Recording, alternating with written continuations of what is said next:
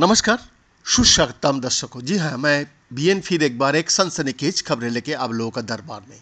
इस्राएली सेना ने कहा कि शनिवार और रविवार की दरमियानी रात को ईरान की तरफ से दागे गए 99% मिसाइल और ड्रोन्स को निशाना पर पहुंचने से पहले ही गिरा दिया गया है।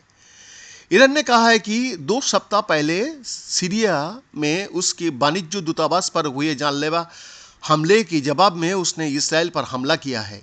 ईरान ने सीरिया में हुए हमले के लिए इसराइल को जिम्मेदार ठहराया था, लेकिन ये संघर्ष अब यहाँ से कौन सा मोड़ लेगा, ये इस बात पर निर्भर करता है कि ईरान के हमले का इसराइल किस तरह जवाब देगा। इस इलाके के दूसरे देशों का साथ साथ दुनिया के और मुल्क ने संयम बरतने की अपील की है। इनमें वो देश भी शामिल है जो ईरानी सत्ता को पसंद नहीं करते। ईरान फिलहाल उम्मीद के अनुरूप ही आगे बढ़ रहा है। उसका रुख है हिसाब किताब पूरा हुआ, वो इस मामले का अंत था। हम पर फिर हमला मत करना, नहीं तो हम इससे भी मजबूत हमला करने का प्रयत्न करेंगे। ऐसा हमला जिसका आप मुकाबला नहीं कर पाएंगे।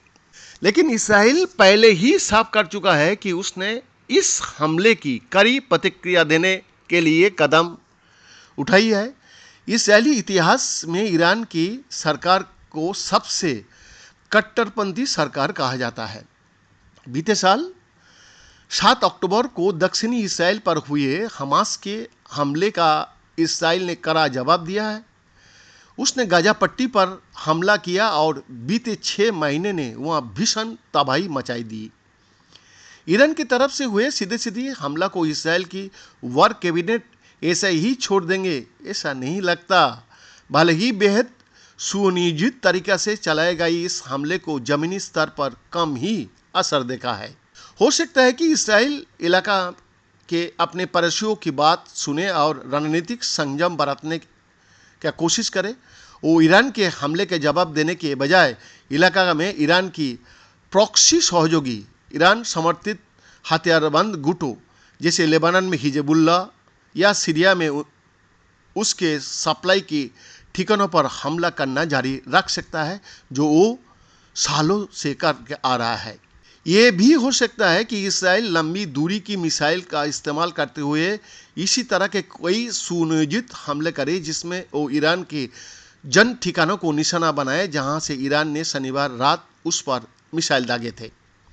लेकिन ईरान इस संघर्ष को आगे बढ़ाने की तरह देखेगा, क्योंकि ये पहली बार होगा जब इसराइल सीधे ईरान में उसके ठिकानों को निशाना बनाएंगे, ना कि इलाका के दूसरे देशों में मौजूद उसके प्रॉक्सी पर हमला करेंगे।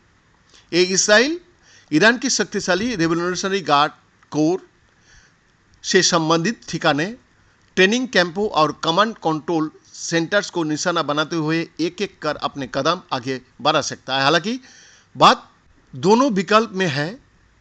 ये जोखिम है कि ये ईरान को बदला लेने के लिए उस कर सकता है। बीएन का एक्सक्लूसिव रिपोर्ट।